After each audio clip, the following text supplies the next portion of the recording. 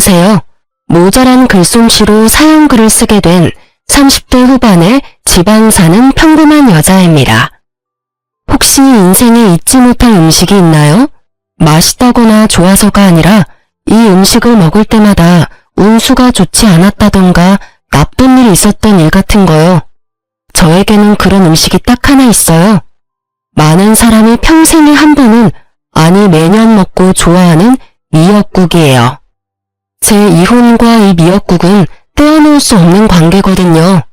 제가 왜 미역국을 싫어하게 되었는지 여러분께 차분히 들려드릴게요. 저는 남편과 동갑으로 소개팅으로 만났어요. 남편도 저도 평범한 회사원에 지방에서 일하고 있었죠. 저는 본래 지방에서 살았었고 남편은 지방까지 일하러 온 경우였어요. 그렇게 저희는 1년 반의 연애를 거쳐 결혼하게 됐어요. 제가 결혼할 당시에만 해도 저의 친정아버지는 건축업으로 리모델링을 하며 돈을 벌고 계셨어요. 어머니는 오래전 돌아가셔서 아버지가 재혼하지 않고 저를 키우며 고생 많이 하셨어요. 제가 결혼할 때도 아버지는 그나마 벌어두었던 돈으로 낡아 빠져 못 쓰는 집을 한 채 사서 허물고 새로 예쁘게 지어주셨었죠. 1년을 고생하며 지어주신 게 저희 신혼집이었어요. 당연히 집 명의는 제 명의였고요. 고마움과 기쁨을 담았고 남편도 당시 아버지께 감사하다고 했었어요. 그러나 저희 결혼하고 4년이 지났을 무렵 아버지가 일을 하다 다치셨어요. 다시 돌아가고 못하고를 결정할 수준이 아니라 병원에 입원하고 안 하고를 결정할 수준이었기 때문에 저는 그때부터 아버지의 병고 안에 매달려 있었어요. 아침 일찍 일어나 집안일을 끝내고 출근해서 일하고 저녁에는 아버지 병수발을 들고 이게 저의 생활이었죠. 당시 저희는 임신이 잘 되지 않은 상황이어서 애를 가지려고 노력하던 차였는데 아버지의 병 때문에 시기가 계속 늦춰지고 말았어요. 그래도 남편의 일에 지장이 없도록 냉장고에는 반찬을 가득 만들어두고 주말에는 일찍 돌아와 남편과 함께 했죠. 그러나 아버지의 입원이 길어지자 남편은 물론 시댁과의 트러블이 계속 생기더군요. 어쩔 수 없다고 생각했어요. 2마리의 토끼를 잡는 건 무척 어려운 일이잖아요. 게다가 시댁은 악착같이 돈을 모아서 알부자가 된 사람들이라 시간을 금으로 아는 사람들이었거든요. 그 사람들에게 저의 병수발은 그야말로 시간을 허공에 뿌리는 것과 같다고 했어요. 시댁은 결혼할 때도 모은 돈을 아껴 썼어요. 그래서 원하던 결혼식도 하지 못했죠. 그때마다 돌아온 말은 엄마도 안 계시니 뭘 모른다는 말이었어요. 그때 왜 그 말을 참았는지. 차라리 화를 내고 결혼하지 않았더라면 더 나을 뻔했을지도 모른다고 생각해요. 그렇지만 당시에 저는 어렸고 이 결혼을 무르기에는 너무 멀리 왔다는 생각을 했죠. 결혼식 이후로는 시모가 친정에 대해 나쁜 말을 해도 꾹 참았어요. 시모가 어떻게 말하든 저는 외동딸로 아버지의 병고안을 멈출 수 없었고 그렇게 어영부영 시간은 흐르고 있었어요. 하루는 바쁘게 생활하다 저녁에 문득 달력을 보았는데 제 생일이었더라고요. 제 생일은 남편 생일보다 일주일 앞이었기 때문에 남편 생일을 생각하다 제 생일을 눈치챈 거죠. 하지만 이미 시간은 늦었고 그날 남편은 들어오지 않았어요. 문자로 제게 오늘 야근해야 해서 늦는다는 문자가 도착해 있었을 뿐이죠. 저는 한숨을 푹 쉬었어요. 그래, 바쁘면 그럴 수 있지. 그게 제 생각이었어요. 솔직히 이때쯤에는 그런 거 하나하나에 의미 부여하며 나를 챙겨주지 않은 남편을 탓할 힘도 의지도 없었어요. 게다가 나이가 30대에 내 생일 안 챙겨줬다며 투정 부르는 것도 웃기잖아요. 저는 그냥 이번 생일은 그냥 넘어가자 하고 편하게 생각했어요. 그래도 남편 생일은 챙겨줘야겠다 싶었는데 하필이면 그날 아버지 수술 날짜가 잡혀 있었어요.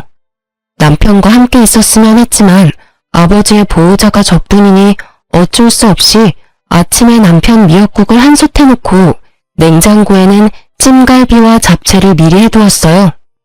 저는 탁자 위 쪽지에 용건과 축하한다는 말을 써놓고 병원으로 향했어요. 아버지의 수술은 그리 성공적이지는 않았어요. 그냥 상태를 지켜볼 수밖에 없다는 상황이었죠. 아버지가 정신을 차릴 때까지 병원에 있다 보니 이미 저녁 시간대가 되었더군요. 아버지는 매번 이곳에 와 있는 딸에게 고마워하면서도 미안한 마음을 가지신 것 같았어요. 저에게 가장 많이 한 말이 자신이 제게 짐이 된 것 같다는 표현이었죠. 저는 그런 말 하지 말라고 웃으며 아버지를 달랬어요. 남편이 잘해준다. 걱정할 거 없다. 그 사람이 나 대신 집안일도 잘해준다. 이렇게 거짓말을 늘어놓으면서요. 아버지가 걱정할 만한 일을 전하고 싶지는 않았어요. 제가 한 말이 거짓말이라 하더라도 아버지에게 마음의 위안이 될 수 있었다면 다른 거짓말도 많이 했을 거예요. 그렇게 저녁 9시쯤 저는 집에 도착했어요. 지친 몸을 이끌고 집 안에 들어서는데 현관에 신발이 가득하더군요. 평소보다 많은 신발에 이 늦은 시간에 누가 왔나 싶어서 안으로 들어갔더니 시부 남편까지 거실에서 TV를 보며 저를 기다리고 있었더군요. 어머님, 아버님, 당신까지 오늘 무슨 일 있었어요? 왜 저희 집 거실에서... 너 여태껏 어디서 놀다 왔어? 놀다 오다뇨. 오늘 아버지 수술 날짜 잡혀서 아버지 수술하는 거 기다리고 깨시는 것까지 보고 왔어요. 허구한 날 그놈의 아버지. 예, 너는 아직까지 결혼한 게 실감이 안 나니? 출가 외인이라는 말이 왜 생겼는지 몰라? 너 시집 오면 우리 집에 충성해야 하는 거야, 충성. 제가 충성을 안 하는 게 있었나요? 시댁 어르신들 생신 때든 어버이날이든 추석 명절에도 꼬박꼬박 가고 김장도 빠진 적 없고요. 일주일에 한 번씩 꼬박꼬박 전화도 드리는데 제가 뭔가 모자란 게 있었나요? 너희 아버지한테 너무 목매는 거. 아무리 사돈어른이 혼자서 힘들게 사신다고 해도 너는 우리 집에 더 노력을 해야 하잖아. 너 오늘 네 남편 생일인데도 다 잊어버렸더라. 내가 그 이야기를 듣는데 어찌나 마음이 아팠는지 모르지? 내가 얘를 어떻게 키웠는데, 그렇게 정성을 다해서 키웠는데 네가 어떻게 애 생일날 미역국 하나 안 끓여줄 수가 있어? 너희 아버지가 그렇게 대단하니? 그렇다고 내 아들 핍박할 이유는 없잖아. 이럴 거면 결혼을 왜 했니? 혼자서 홀아버지 모시고 쭉 살면 됐지. 어머님, 제가 왜 남편을 핍박해요? 당신 설마 지금 내가 생일상 안 차려줬다고 부모님 모셔온 거야? 나이가 35인데 나한테 이야기하면 될 걸 굳이 부모님까지 모셔와서? 저는 웃음밖에 안 나왔어요. 이 상황이 진짜 웃겼거든요. 나이 35에 마누라가 미역국 안 차려줘서 시모에게 일러바친 남편. 이게 무슨 꽁트인가 싶은 정도였죠. 실수가 실실 나오려는 걸 참으면서 남편에게 말했죠. 당신 혹시 밥 차려 먹으려고 생각은 했어? 내가 탁자에 쪽지 남겨놨는데 못 봤나 봐? 그제야 남편이 흠칫하더군요. 나도 밥 차려 먹으려고 했지. 그리고 쪽지? 난 못 봤는데. 이상하네. 밥 먹으려면 테이블을 봐야 하잖아. 그래서 일부러 수저통에 넣어뒀는데 아예 밥을 안 차려 먹었어? 그리고 미역국도 한 솥 끓여놨는데 못 봤어? 지금도 그 자리 그대로 있는데? 저는 남편에게 미역국 솥을 가리켰어요. 남편이 말을 못하더라고요. 당신 생일에 아버지 수술이라 미안한 마음에 미역국이라도 끓여놓고 갔는데 아예 밥 먹을 생각 안 하고 밖에서 먹었나 보네? 그러면 냉장고에 있는 찜갈비랑 잡채도 못 봤겠네? 남편이 그 이야기에 우물쭈물하자 시모가 남편을 거들고 나섰어요.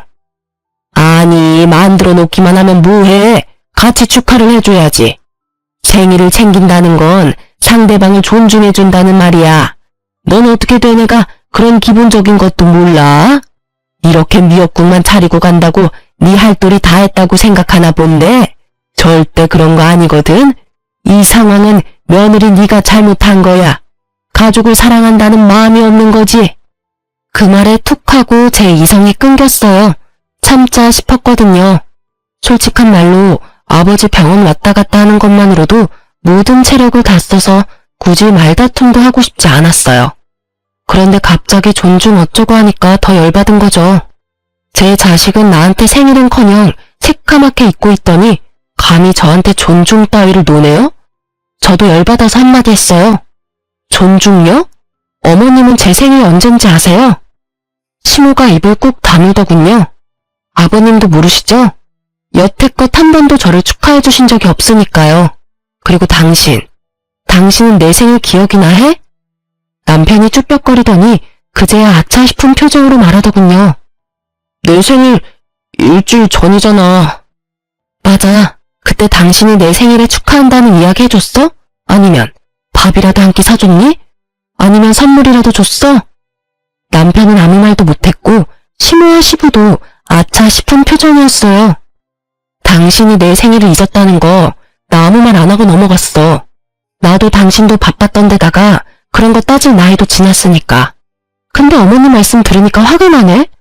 당신은 어떻게 나를 그렇게 존중할 생각이 없어? 아니면 나를 가족으로 생각을 안 한 거야? 아니면 아예 관심이 없었니? 제가 쏘아붙이는 말에 남편도 시모도 절절 매더군요. 시모는 본인이 한 이야기가 있으니 뭐라 하지도 못하고 남편은 잊어버린 게 본인이 맞으니 아무 말 못하고. 그런 건 아닌데. 아이씨, 엄마는 왜 별것도 아닌 거로 이렇게 집에 와서 난리를 쳐대. 그냥 조용히 넘어가도 됐잖아. 뭐? 네가 나한테 와서 며느리가 너한테 신경 안 써준다고 한마디 해달라고 그랬잖아. 뭐 결국은 그런 거죠. 남편이 또 나이값 못하고 시모에게 떼쓰더라고요. 밀러바친 남편이나 그 말 듣고 아들 집에 와서 며느리 잡는 시모나 50부 100부 똑같은 사람들이죠. 저는 그런 남편에게 말했어요.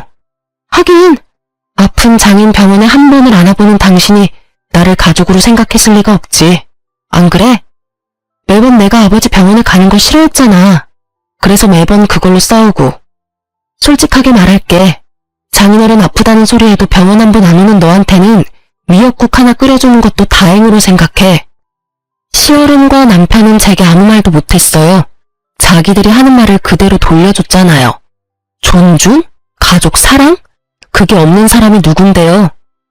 열받은 저는 멀뚱멀뚱한 세 사람을 두고 부엌에 가서는 아침에 만들어 놓은 미역국을 모두 싱크대 배수구 거름망에 촥 부어버렸어요.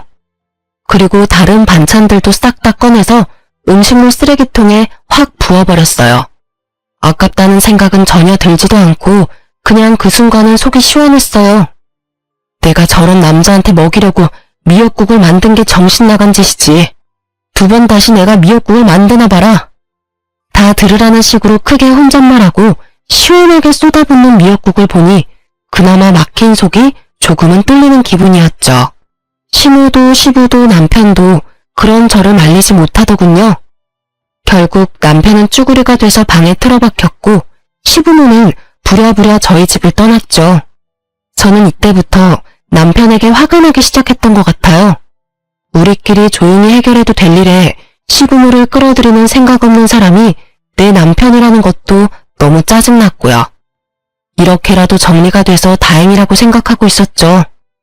저는 이때 이 사람들이 제게 더 반박하지 않은 게 다 본인들이 잘못했다는 걸 깨달아서 그런 거라고 생각했는데 그게 아니라 다른 음흉한 생각이 있었던 거예요. 제가 그걸 알게 된 건 아버지의 3일장 마지막 날이었어요. 미역국 사건이 있고 몇 달 안 돼서 아버지는 결국 돌아가시고 말았어요. 너무 죄송한 마음이 많이 들었어요. 손주 한 번 안겨드리지도 못했고 맛있는 거 대접도 제대로 못 해드렸는데 이렇게 허망하게 가실 줄은. 저는 저대로 힘든 상황에 봉착했어요. 당시에 일을 하고 있었음에도 생활비를 제외한 돈은 거의 대부분 아버지의 병원비로 들어갔어요. 실비로 나온 것도 많았지만 그 외의 비용도 만만찮게 많이 들었었거든요. 결국 친정집은 아버지가 돌아가시고 완전히 폭삭 사라져버렸죠. 아버지가 노후를 보낼 생각으로 구해두었던 집은 결국 빚만 잔뜩 남긴 채 다른 사람에게 팔려갔고 딸인 제게 남은 건 몇만 원 남지 않은 아버지의 통장들이었죠. 이미 결제한 장례식 비용을 어떻게 갚아야 하나 걱정하던 중 남편과 시댁에서 저를 찾아왔더군요. 이제 막 모든 것이 끝나고 마음을 추슬러야 하는 이때 그들이 저를 데리고 간 곳은 한정식 가게였어요. 저는 처음으로 이 사람들이 고생한 나를 위해 이곳에서 식사를 대접해준다고 생각했어요. 여태까지 서운하고 힘들었던 마음이 천천히 녹아드는 기분이었죠. 하지만 이상하다는 생각도 했어요. 시부모와 남편 신우가 저를 무척이나 살피는 표정으로 바라보았거든요. 이상하게 생각하기는 했지만 깊이 생각하지는 않았어요. 아니, 생각할 여유가 없었다는 게 맞는 말일 것 같아요. 그렇게 한정식 코스 요리를 다 먹고 났더니 마지막으로 식사가 나왔어요. 그런데 제 식사에 미역국이 나왔더군요. 저는 주변을 보았어요. 나머지는 미역국이 아니었거든요. 제 생일도 아닌데 왜 미역국을 주나 싶었는데 식사가 얼추 끝났다 싶었는지 그제야 신우가 입을 떼더군요. 그래, 고생했다. 아버지 3일장 끝났으니 이제 한시름 놓을 수 있을 거야. 네. 그리고 우리가 네 생일날 무심했던 게 너무 미안해서 이곳으로 데려온 거야. 그러니 그 일은 잊고 새로 좋은 가족이 되어보자는 의미로 받아들이면 된다. 이 미역국이 그런 의미였나 싶어 미역국을 한술 떴어요. 입으로 미역국을 가져가려는데 신우가 말을 하더군요. 그리고 네 아버지가 돌아가셨으니 내가 너에게 제안할 게 있어. 너도 그리 나쁘지는 않은 이야기일 거다. 너 병원에 입원해 계신 내 시어머니를 알고 있지? 너의 시조모 말이다. 네, 여러 가지 질병으로 요양병원에 입원해 계신 건 알고 있어요.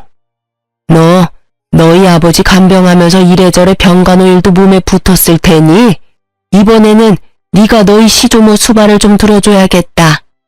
저는 순간 당황해서 미역국을 먹지도 못하고 고개를 들어 신우 얼굴을 쳐다봤어요. 제가요? 그럼 너 말고 누가 있겠니? 다 늙어서 힘도 없는 이 시어머니가 아랴? 너 여태까지 네 아버지 수발 잘 들었지 않니? 설마 지댁에서 시키는 거라서 하기 싫다는 건 아니지? 공짜로 하라는 건 아니다. 네 시조모 앞으로 보험금이 좀 있어. 그분이 자기 수발 드는 자식에게 그 보험금 전액을 수령인으로 해주겠다 하지 않니? 어차피 오늘 내일 하는 늙은이고 네가 일만 잘해주면 손쉽게 상속받을 수 있는 일이야. 당시 시조모는 간병사가 모시고 있었는데 시조모는 가족들이 자기를 버렸다고 생각한 것 같았어요. 그러면서 수발 들어주는 사람에게 남은 재산인 보험금을 주겠다고 했던 거예요. 시부의 형제자매가 이남 일녀였는데 하겠다고 나선 사람이 선뜻 없던 모양이에요. 그리고 아무 지식도 없는 큰아버지의 손주가 간병하러 갔다가 시조모에게 욕만 얻어먹고 쫓겨난 모양이라 이 사람들은 제가 그 역할에 딱 안성맞춤이라 생각한 모양이더군요. 눈앞에 미역국이 갑자기 꼴도 보기 싫어지면서 제가 여태 이 방에서 먹은 것들이 역겹게 느껴졌어요. 이 사람들이 내게 마음을 써줄 리가 없다는 게 너무나 확 다가왔거든요. 그럼 제가 시조모님을 모시면 그 수령이는 제 이름이 되는 건가요? 그건 아니지. 당연히 아들 이름으로 들어가게 되는 거지. 그럼 안 할래요. 할 필요가 없잖아요. 어차피 남편 이름으로 들어가면 저한테 한 푼도 안 떨어질 테니까. 여보, 무슨 소리야. 내가 당신 섭섭지 않게 잘 챙겨줄게. 부모님 나 당신 3등분 하면 딱 되지 않을까? 무슨 소리야. 왜 이야기가 그렇게 돼? 고생은 내가 다 하는데 당신이랑 시부모님은 왜 돈을 그만큼 가져가? 아, 지금 남의 돈 욕심내는 거야? 솔직히 그 보험금이 당신 돈은 아니잖아. 우리 할머니 할아버지가 모은 돈을 왜 네가 다 가져가려고 하는데? 그럼 나한테 시키지를 말아야지. 솔직히 나도 하고 싶은 마음도 없고 돈도 얼마 안 되는 것 같고. 안 그래? 그럼 그냥 그 돈 큰아버지나 고모님 주면 되지. 내가 안 하면 그 돈 구경도 못하는 건 그쪽이잖아. 당신도 말하는 거 웃기네. 내가 돈 욕심을 내? 욕심내는 게 누군데? 나야 일하고 정당하게 받는 거라고 치지만 당신이랑 어머님은 아무것도 안 하고 내가 고생한 거 홀라당 하겠다는 거랑 뭐가 달라? 재주는 곰이 부리고 돈은 주인이 받는다더니 딱 주인 노릇하려고 그러는 거 내가 모를 줄 알았어? 보자 하니까 사람을 아주 집안에 달린 식모처럼 부리려고? 야, 적당히 까불어. 누가 언제 너 식모처럼 부린대? 말 똑바로 해라. 돈 준다잖아. 솔직히 장인어른 아플 때는 돈 없이도 수발 잘 만들더니 왜 시자가 들어가니까 하기가 싫어? 솔직히 네 아버지 노가다로 돈도 못 벌고 고생만 했잖아. 돈 한 푼 없는 영감 모실 때는 효녀인 척 다 하더니 왜? 우리 할머니 보험금 많다니까 그 돈 탐나서 이런 식으로 뻣뻣하게 구는 거야? 너 지금 우리 아버지한테 뭐라고 했어? 이 새끼야, 지금 네가 살고 있는 그 집도 그 노가다 하는 아버지가 준 집이다. 와, 네가 이런 식으로 생각하는 줄 알았으면 예전에 그 너랑 인연 끊어버리는 건데. 그리고 네가 돈 준다면 내가 그 수발 드는 거 할 줄 알았어? 천만금, 아니 억만금을 줘도 나 그 집에서 수발 안 들어, 미친 새끼. 그 집구석에 자식 손주가 몇 명인데 내가 수발을 들어? 그리고 어떻게 된 집구석이 그 많은 사람 중에 한 사람 나서서 들겠다는 놈이 없어? 양심은 어디다 갖다 팔아먹었니? 남한테 대리효도 시키고 돈 빼내가는 도둑놈 같은 놈이 남의 아버지를 욕해? 그만해라. 너 남편한테 그런 말버릇은 너무하지 않니? 그리고 하기 싫으면 관둬. 대신 그거 하기 싫으면 이혼해. 어차피 우리도 너한테 정 같은 거 없어. 가족이 서류로 연결만 된다고 가족이니?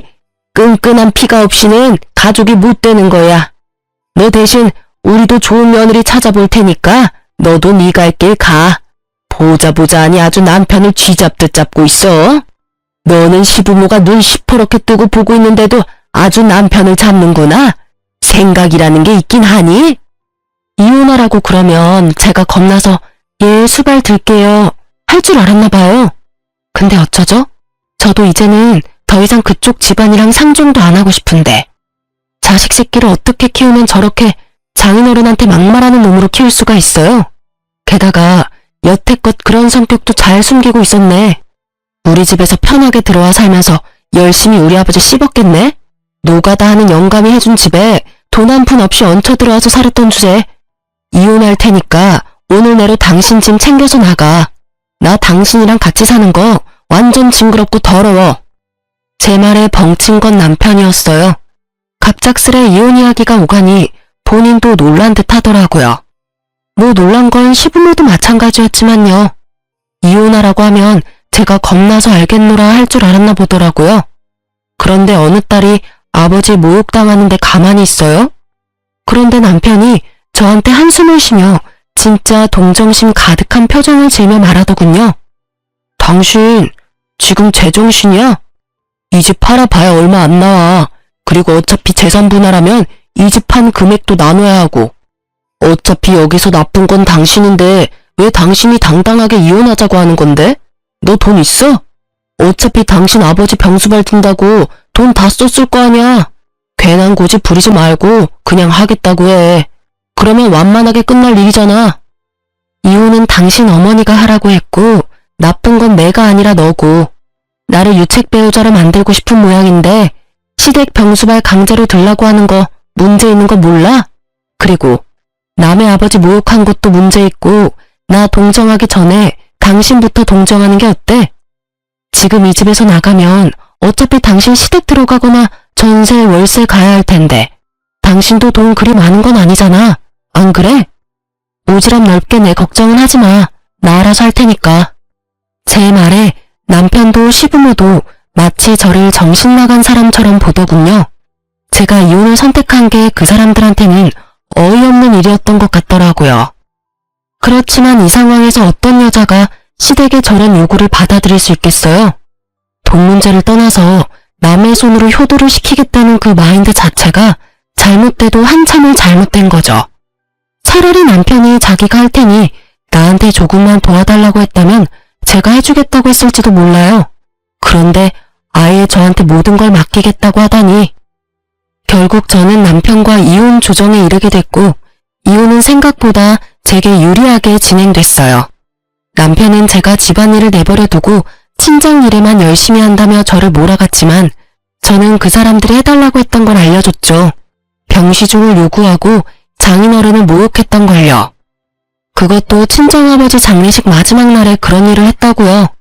변호사를 잘 만나서 그런지 저는 위자료와 집에 대한 소유를 인정받고 이혼하게 됐어요.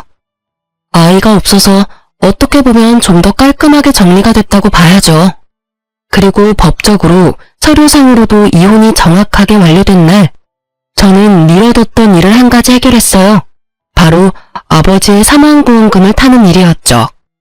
아버지가 병원에 입원하고 통장 관리는 거의 제가 하고 있었는데 매번 아버지가 30만 원 정도는 통장에 넣어두라고 했었어요. 무슨 일인지 물었지만 아버지가 대답을 안 해줘서 자동이체라고는 생각을 했는데 그게 생명보험일 줄은 몰랐거든요. 그냥 실비랑 메디컬 보험만 있다고 생각했는데 알고 보니 생명보험을 여러 개 들어놓으셨더라고요.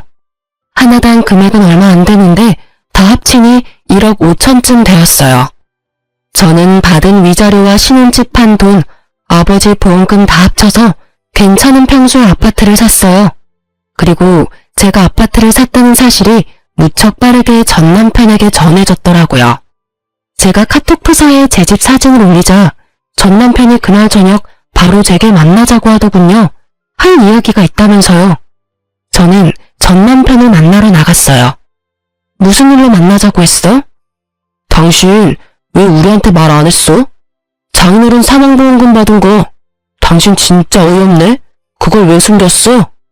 숨기고 자시고 간에 아버지 3일장 끝나자마자 나를 한정식 집에 가서 이혼하도록 만든 게 당신이랑 어머님이잖아. 아니, 보험이 있다는 걸 그 뒤에 알았는데 왜 내가 당신한테 그런 걸 이야기해야 해? 당신이야말로 어이없는 소리 하네. 남편의 행동은 아주 가관이었죠.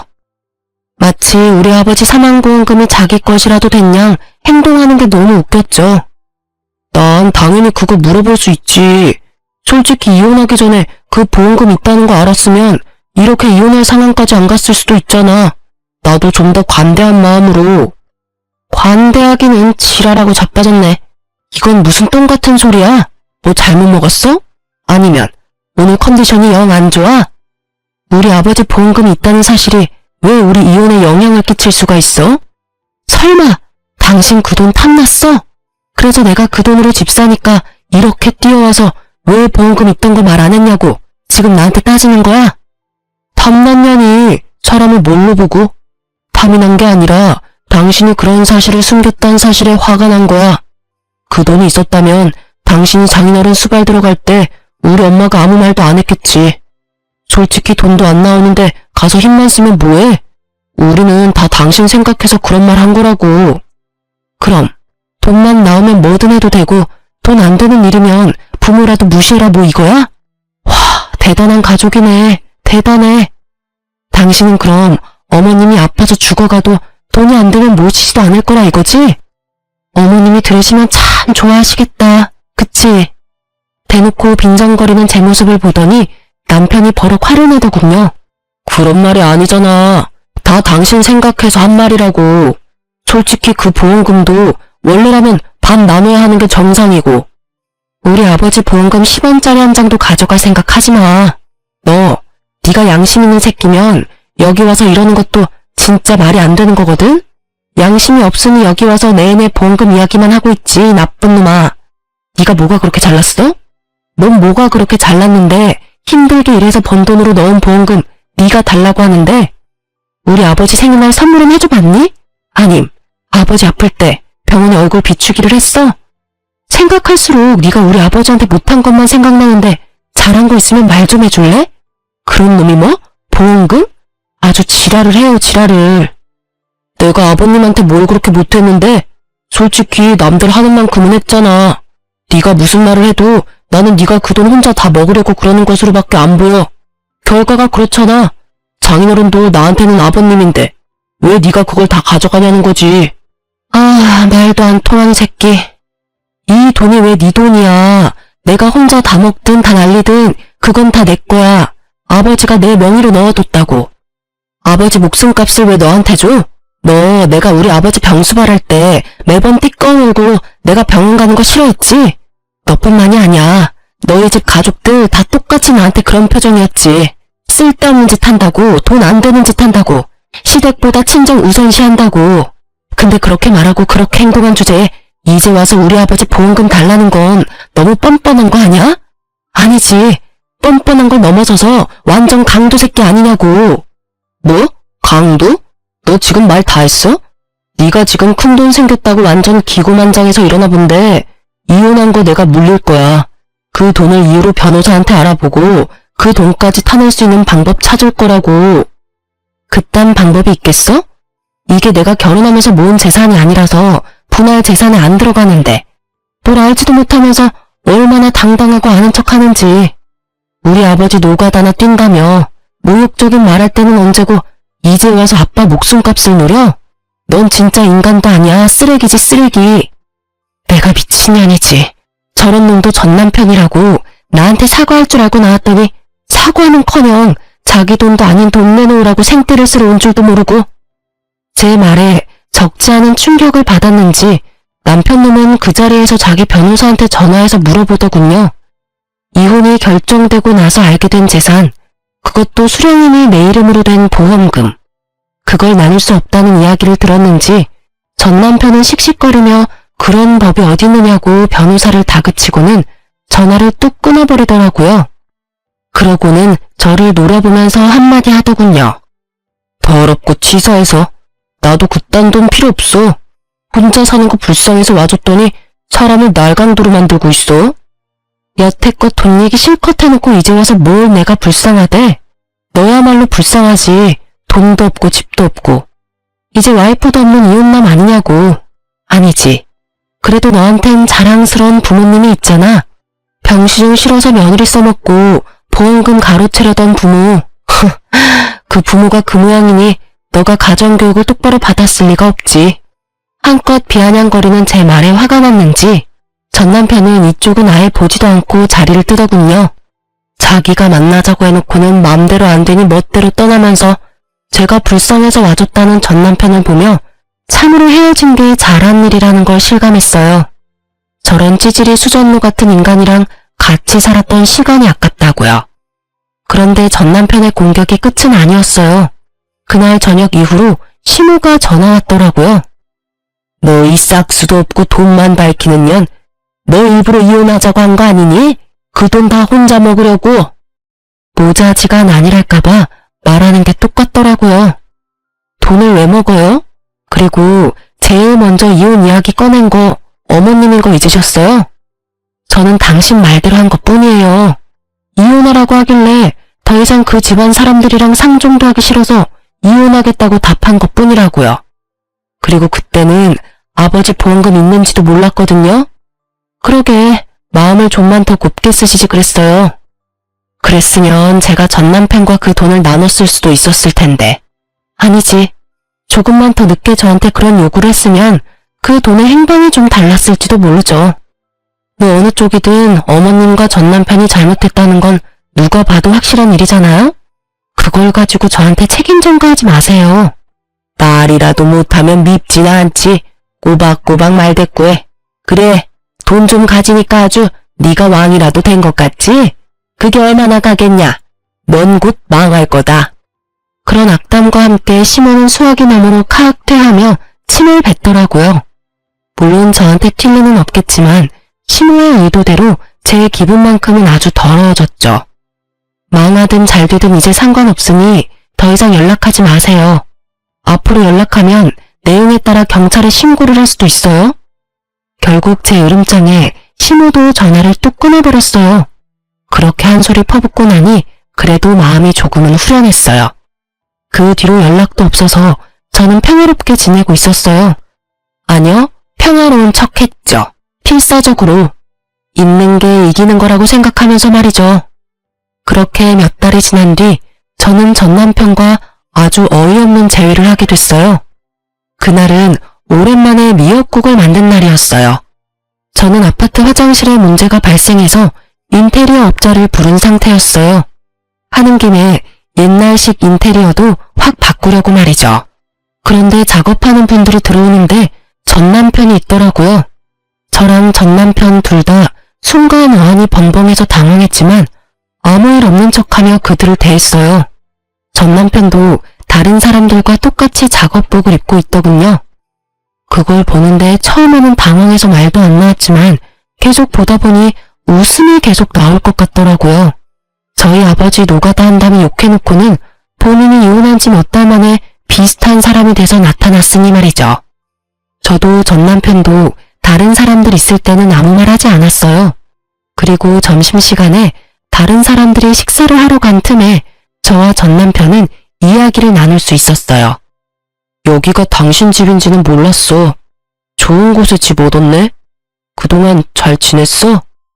전 남편은 그동안의 도끼가 좀 빠진 모양이었어요. 마지막에 봤을 때는 그렇게 당당하게 굴며 못되게 굴더니 말이죠. 난 잘 지냈지. 직장도 집도 안정돼서 편해. 당신은? 여기 있는 걸 보니 할머니는 아직 살아계시나 보네? 할머니 돌아가셨어. 그 말에 살짝 저도 놀랐어요. 돌아가셨다니 안 된 일이지만 보험금 받아놓고 전 남편이 이리 사는 게 이상해서 물었죠. 당신 그때 할머니 모시러 간다고 하지 않았었나? 당신 어머님이 나한테 시주머님 모시라고 할 때 그때 이야기해줬었잖아. 그분 모시면 돈 나온다고. 아, 다른 사람이 결국 할머님 수발든 거야? 아니야, 내가 다 했어. 재혼하려니 시간이 촉박하고 어머니가 며느리한테 우리 목 나눠주느니 우리끼리 나누자고 하시는 바람에. 근데 알고 보니 다 거짓이었더라고. 뭐가? 거짓이랄 게 있어? 누가 거짓말을 했는데? 할머니가 가지고 계신다던 그 보험금이 아예 없는 거였어. 돌아가시기 전에도 이상하다 생각은 했었거든. 나가는 보험료가 얼마 안 되는데 그 큰 액수의 보험금이 있다니 말이야. 보험금 2억이랬나? 그때는 눈이 멀었었지. 그런 의심이 들었는데도 확인도 안 해보고. 아, 보험을 완납해서 그런가 보다 했거든. 근데 아니었어. 아예 생명보험 자체가 없었더라고. 설마. 제 말에 남편이 쓴웃음 지으며 말하더군요. 보험이 없었으면 차라리 나을 뻔했지. 근데 애매한 보험 하나가 있는데 거기서 할머니 돌아가시자마자 보험 대출 받은 거 갚아야 한다고. 결국은 가족들끼리 돈 보태서 갚고. 근데 어차피 얼마 안 되는 보험이면 대출 금액도 얼마 안 됐을 텐데 갑자기 이렇게 돈이 없어질 리 없잖아. 월급에서 갚으면 금방 갚을 돈인데. 예리하네. 사실 할머니 보험금 이야기만 믿고 일 그만두고 사업을 크게 벌렸거든. 대출도 마구잡이로 하고 투자금도 여기저기서 끌어들였는데 결국 완전 망해버려서. 나 혼자 대출하고 투자금 받고 했으면 그나마 나았을 텐데 부모님 그 보험금 믿고 내 사업에 뛰어드시는 바람에 다 같이 망해버렸지. 부모님이 악착같이 모아놓은 돈 다 털어서 빚 갚고 나니까 남는 게 없더라. 집 하나 있던 것마저 넘어가 버린 데다가 할 수 있는 일이 없어서 배달일했는데 여기저기 바쁘게 뛰어다니는 건 체력 때문에 힘들고 돈도 많이 안 돼서 결국은 노가다 하는 거지. 이야기를 듣고 있으니 아주 한숨이 푹 나오더군요. 이렇게 될 줄 알았다고 하면 참으로 나쁜 말일까요? 그래, 일은 몸에 맞아? 우리 아버지가 어떻게 돈 벌었는지 확인해보니 기분이 어때? 그냥 미안하다고 생각해. 내가 그때는 왜 그랬나 싶은 거지. 아주 복에 겨워서. 투정 부리다가 일 다 망친 느낌이야. 당신이 아버지 병시중 들면서 본가에 자주 왔다 갔다 했거든. 밥 먹으러도 가고 할 일 없으면 가기도 하고. 그랬더니 부모님들 생각이 나한테 옮은 것 같아. 너와 연애하고 결혼할 때는 내게도 그런 편견 같은 건 없었을 텐데 내가 왜 그랬을까 싶기도 하고. 솔직히 지금도 당신이랑 이혼한 건 모르고 싶기도 해. 그때 내가 한 선택은 온전한 내 선택이 아니었으니까. 그래서 말인데 당신도 여전히 혼자인 것 같고 나도 다른 여자는 없어. 이번에야말로 애 낳고 잘 살아보지 않을래? 결국 마지막에는 전 남편이 재결합 이야기를 꺼내더군요. 애가 없다는 게 이토록 다행이라고 생각할 줄이야. 아마 애가 있었다면 남편은 더욱 집요하게 저를 설득하려 했을지도 몰라요. 아니? 나는 당신이랑 다시 살 생각이 전혀 없어. 당신이랑 같이 살며 내 아버지한테 미안한 기분만 들거든. 그리고 당신이 아무리 바뀌어도 바뀌지 않는 게 있어. 이미 상처 입은 내 마음 말이야. 그건 어떤 걸로도 치유되지 못하고 어떤 식으로든 해결하지 못해. 재결합을 하면 더 단단하게 굳어질 거라고 생각해? 아니, 틀렸어. 재결합을 하면 아슬아슬하게 이어붙인 조각들이 언젠가는 예전보다 더 잘게 조각나고 말 테니까. 이쯤에서 그런 생각은 접어. 나는 당신이 사과했으면 됐어. 더는 관여하고 싶지 않을 뿐이야. 제 말에 전 남편이 고개를 떨구더군요. 자신의 제안을 거절해서 풀이 죽은 건지 화가 나는 건지 모르겠지만요. 이야기는 그 정도쯤에서 마무리가 되고 말았어요.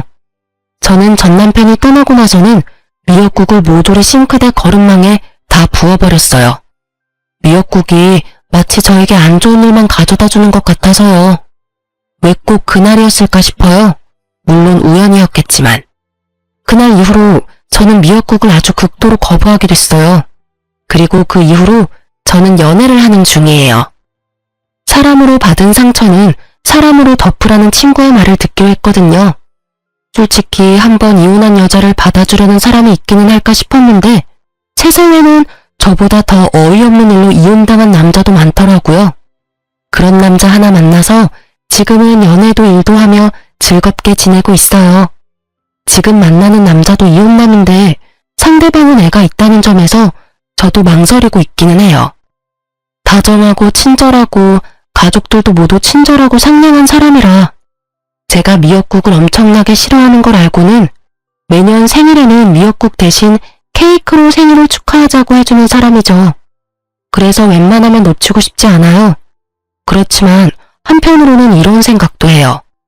제 전 남편도 처음부터 그렇게 나쁜 사람은 아니었다는 걸요. 그 사람도 처음에는 뭐든 이해해주고 같이 고민해주는 착한 사람이었거든요. 시간이 흐르면서 변하는 사랑만큼 추한 건 없는 것 같아요. 사랑이 우정이나 정이 된다면 모를까. 저처럼 사랑이 원수가 되면 끝맛이 참 씁쓸하거든요. 그 사람과의 좋은 추억은 여전히 가슴에 있지만 그런 가슴에 못을 박아버린 것도 그 사람이니까요. 그 뒤죽박죽인 상황을 해결도 못하고 끙끙거리면 결국은 손해는 본인만 받잖아요. 그러니 여러분 속으로 앓고 계시지 마세요. 속병 생겨요. 저는 다 털어내고 마음만은 편하게 살고 있어요. 여러분들도 편안한 하루하루를 보내셨으면 좋겠어요. 글 읽어주셔서 감사합니다.